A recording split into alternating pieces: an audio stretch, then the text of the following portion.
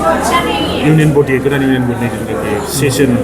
25 to 26 नि बिसायख'थि बेयो दिनै जागायबाय फुंनि 10 बाजिसोनिफ्राय दा बियो माबोरै सोलिगासिनो दासिम मोजाङैनो सोलिगासिनो फुंनि BCSU election Bengal College Student Union election for the session 2025-26 has started from morning 9 a.m. and it will continue till 1:30 p.m. 1:30 p.m. सिम कन्टिनिउ खालामगोन आरो जुदि बेवहायबो जुदि फोजोबनो हायाबा जों एक्सटेन्ड खालामगोन खारन देग्लायहाय जिथु स्टुडेन्ट इउनियननि इलेक्शननि जिथु भटिं टार्नआउट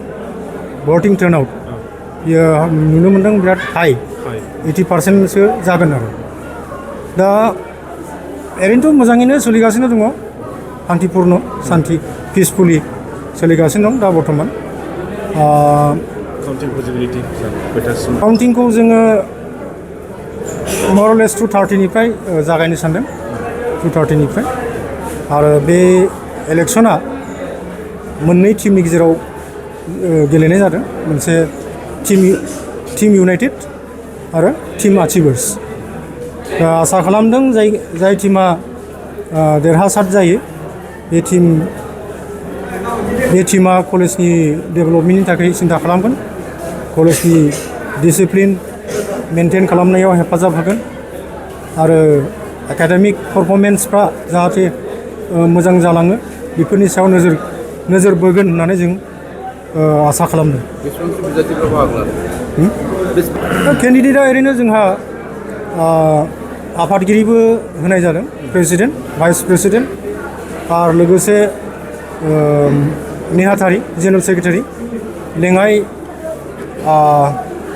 नेहाथारि बेजों लोगोसे ससियेल सार्भिस सेक्रेटारि दङ लिटारेरि सेक्रेटारि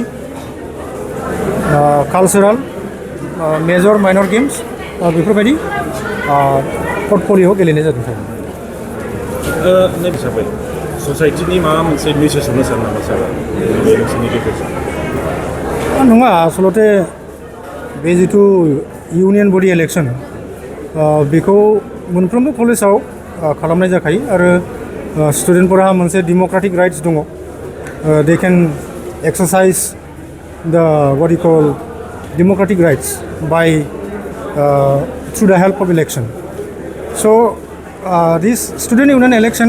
बियो मोनसे ग्रास रुट लेभेलनिफ्राय मा बुङो पलिटिकेल माबाखौ एक्सारसाइज खालामनायनि मोनसे लामा आरो जेरैहाय जोंहा MLA इलेक्शन दङ BCDC इलेक्शन दङ बायदि इलेक्शन दङ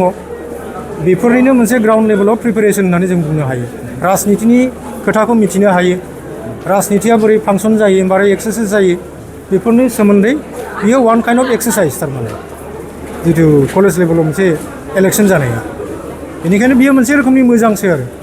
माने स्टुडेन्टफोरखौ पलिटिकेलि आवेयारनेस जानो फोरोंनाय जायो थारमाने एस ए स्टुडेन्ट